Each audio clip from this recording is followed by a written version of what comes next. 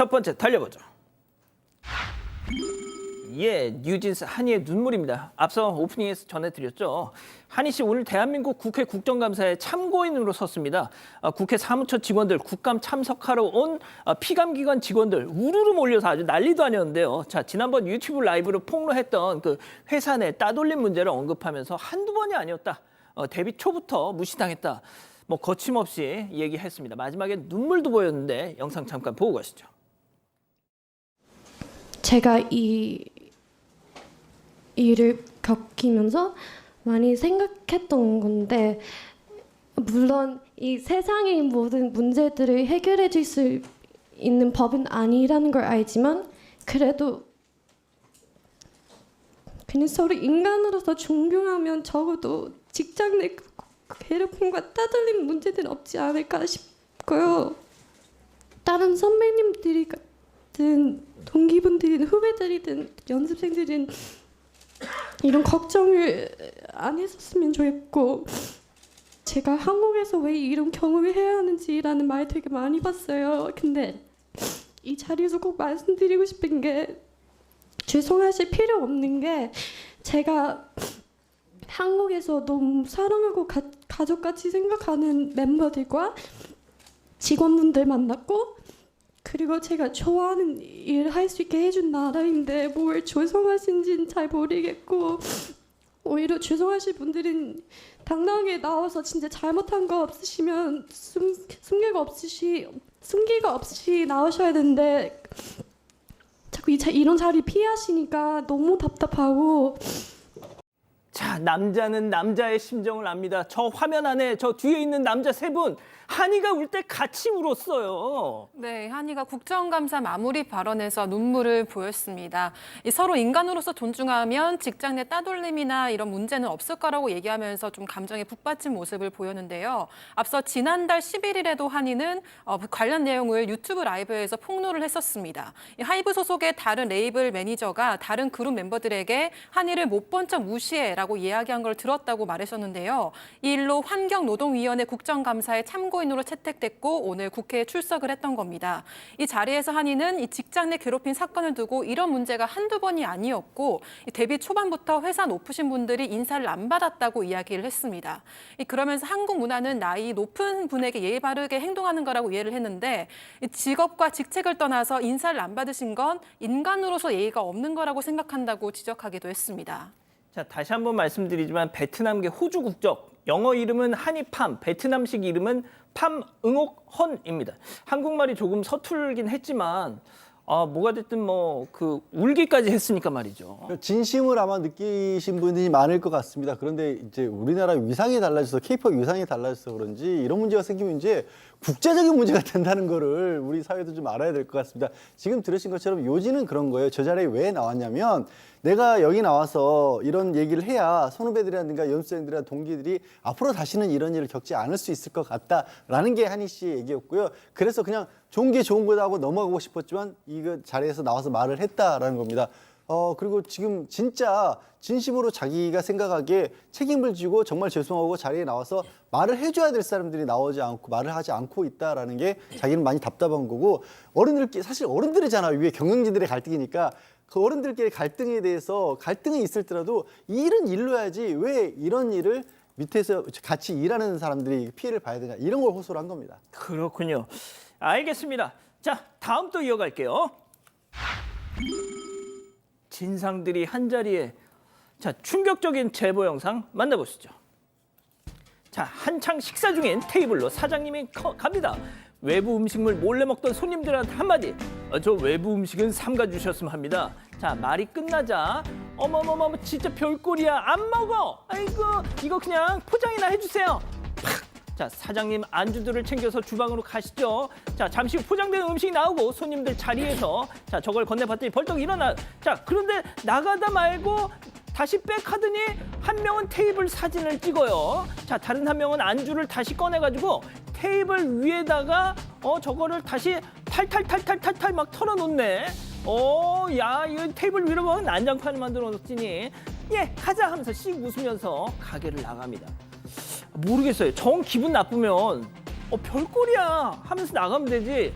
아니 저걸 지금 사진 보듯이 저렇게 난장판을 만들 필요가 있습니까? 네, 이해가 안 가는 상황인데요. 이 충북 충주시의 한 호프집에서 일어난 일입니다. 지난 10일 밤에 여성 2명이 와서 맥주와 안주를 시켰는데 잠시 후에 다른 여성 2명이 더 왔습니다. 근데 빵을 사서 온 거예요. 이 테이블에 놓고 먹기 시작했다고 합니다. 이 제보자 아내가 외부 음식은 안 된다고 좀 말렸지만 매장 방침을 우리가 왜 지켜야 하냐고 따졌다고 합니다. 근데 좀 어투가 과격했다고 하고요. 제보자도 가서 이야기를 했지만 여성들은 아예 대놓고 빵을 먹기 시작했고 다시 이야기를 하니까 갑자기 이딴 식으로 장사를 하면 안 된다. 기분 더러워서 입맛이 떨어진다고 화를 내면서 남은 안주를 포장해달라고 얘기를 했습니다. 나간다는 거니까 결제를 해야 되잖아요. 예. 이 손님이 카운터에서 결제를 해야 되는 방식이었는데 이 호출벨을 누르더니 카드를 가지고 가서 결제해라 이렇게 시켰다고 합니다. 결국 제보자가 결제를 하고 카드를 갖다 줬다고 하고요. 그런데도 여성들은 나가려다가 말고 보시는 것처럼 이 자리에 다시 앉더니 제보자가 포장을 해준 안주를 찢어서 테이블에 다 쏟아놓고 또 엉망으로 만들고 나서 웃으면서 나갔습니다. 심지어 안주를 찢은 손을 좀 손으로 닦으려던 건지 휴지를 막 뽑아가지고 출입문 바깥에 던지기까지 했다고 합니다. 오 교수님, 저렇게까지 해야 됩니까? 자, 왠지 거기서만 끝났을 것 같지는 않은 느낌적인 느낌?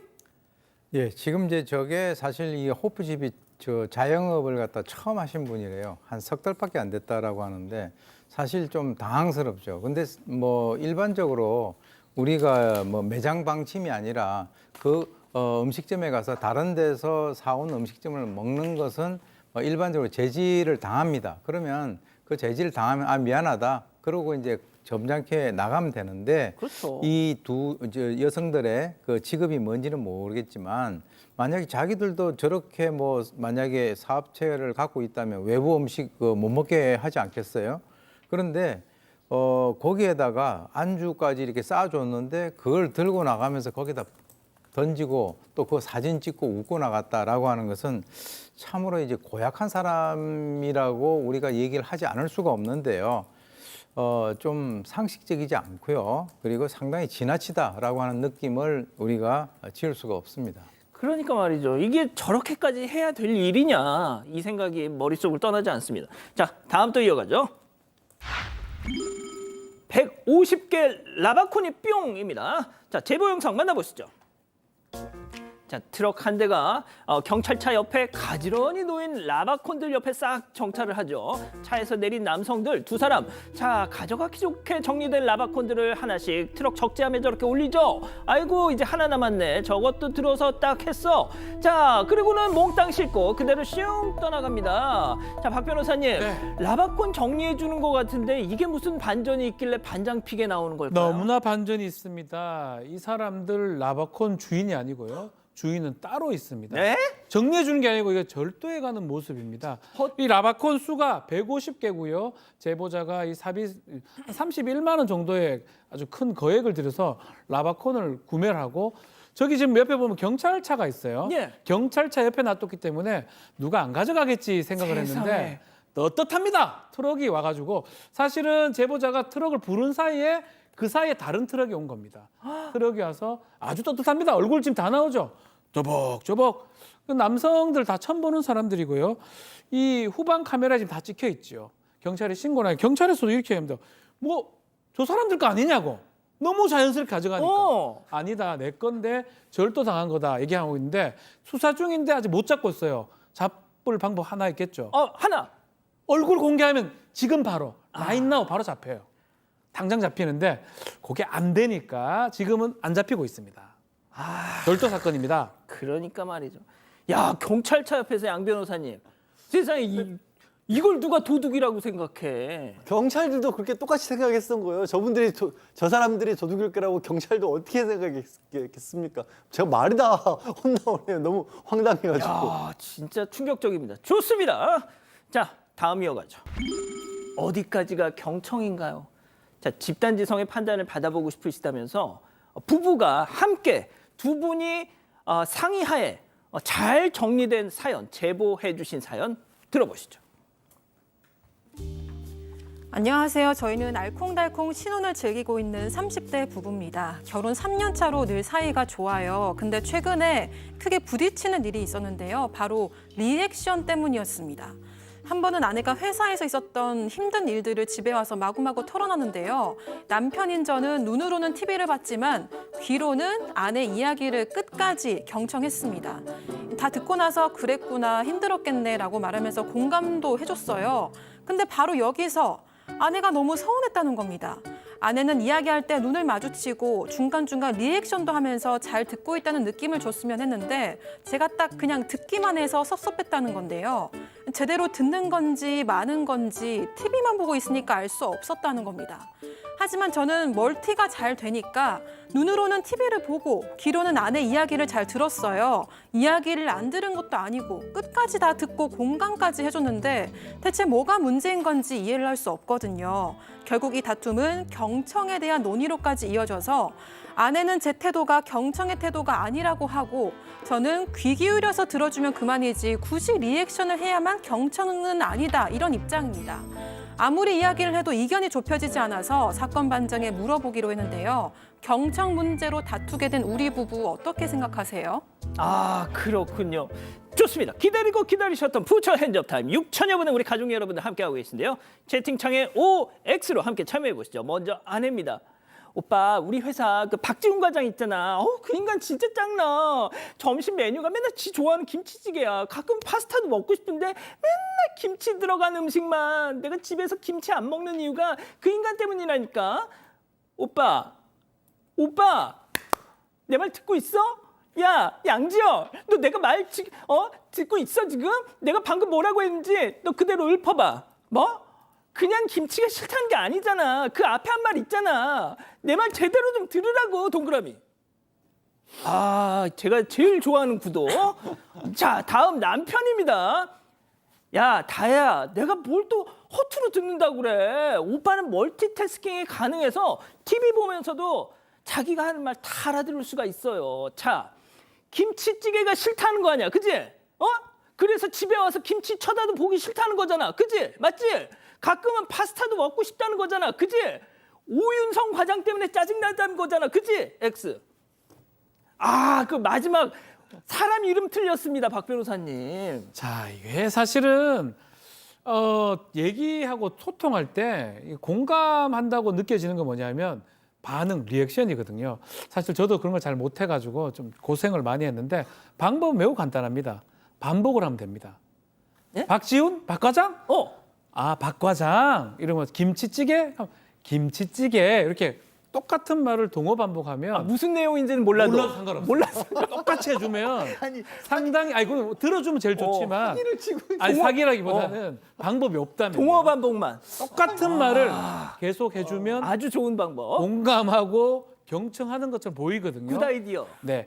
만약에 그게 좀 어렵다면 최소한 따봉. 똑같은 말 반복하는 것만이라도 해주시면 좋을 것 같습니다. 아, 양 변호사님, 이거 천기누설 같은데요, 박 변호사님? 아니 청기누설이 아니라 저러면 안 되죠. 변호사가 명색이 변호사가 사자야 왜 저. 근데 사람을 봐야 하는 이유가 있습니다. 왜냐하면 이게 우리가 서로 상대방의 감정을 느낄 때 가장 빠른 방법이요. 딱 얘기를 할 때 그 자기도 모르게 상대방의 얼굴 표정을 따라한답니다, 사람은. 그래서 그 사람이 슬픈 표정이면 나도 슬픈 표정을 지어서 그걸 말로 전해 듣기 전에 이미 그 사람의 감정을 느낀다라는 거예요. 그래서 웃어야 사람들이 따라 웃는다라는 그런 얘기도 그래서 나온 거거든요.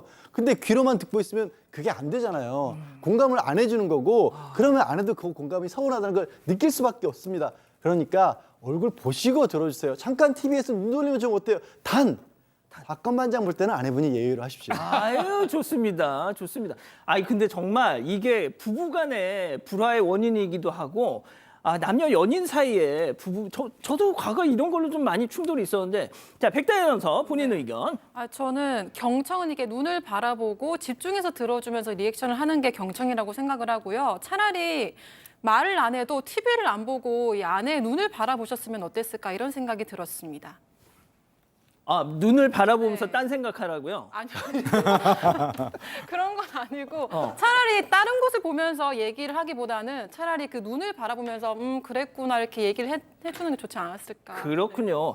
자, 오 교수님 왠지 사모님하고 이 문제를 많이 다투셨던 것 같아요. 아니요, 그건 아니고 제가 지금 푸처 핸즈 타입 이게 OX 문제이기 때문에 제가 그렇게 하긴 했는데요. 사실 뭐 남편도 지금 잘했다라고 제가 두둔하는 것은 아닙니다. 왜냐하면 연애할 때는 이렇게 안 했겠죠. 연애는 지금 3년 차라고 하니까. 그리고 이제 이 경청이라고 하는 것은 말 그대로 귀를 갖다가 이렇게 옆으로 기울여 가지고 자세하게 마음을 담아서 듣는 거예요. 분명히 이거는 경청은 아닙니다. 그래서 내가 멀티가 되니까 나는 뭐 가능하다. 이거 일단 제가 이 남편이 잘했다는 얘기는 아닙니다. 그런데 제가 이제 뭘 좀 생각을 해서 그러냐면 이 아내분이 그 말씀은 안 하셨거든요. 지금까지 계속 문제가 있으면 계속 자주 이런 얘기를 갖다가 하게 되면 이 남편이 나중에는 그것에 대해 가지고 아주 익숙해집니다. 그러니까 이제 이 경청도 예를 들어서 좀 이렇게 횟수가 적어야 경청을 할 수 있는데 뭐 바깥에 나와서 뭐 이제 뭐 오윤성 과장이 어떻다 뭐 무슨 부장이 어떻다 계속 얘기를 하게 되면 이게 습관이 되면 남편이 이렇게 될 수가 있어요. 그래서 제 생각에는 혹시 제보를 하신 이 그 아내분이 내가 이제 그 꼭 얘기를 해야 될 거 그걸 갖다가 이렇게 하시면 남편도 이 사랑이 있으니까 경청을 하게 될 텐데 습관적으로 계속 말씀을 하게 되시면 남편이 이제 건성건성으로 듣고 나는 멀티도 돼. 이런 식으로 이제 핑계를 댈 수가 있기 때문에 한번 조정을 해보시는 게 필요하다라고 봅니다. 횟수를 줄여라. 자, 우리 가족 여러분들은요. 네, 현실도피님 눈 마주침이 제일 중요합니다라고 하셨고요. 잉순아님, 저는 저 남편 마음 잘 압니다. 제 아들이 사건 반장 보고 있을 때 꼭 옆에서 말을 시켜요라고 하셨습니다. 그렇군요.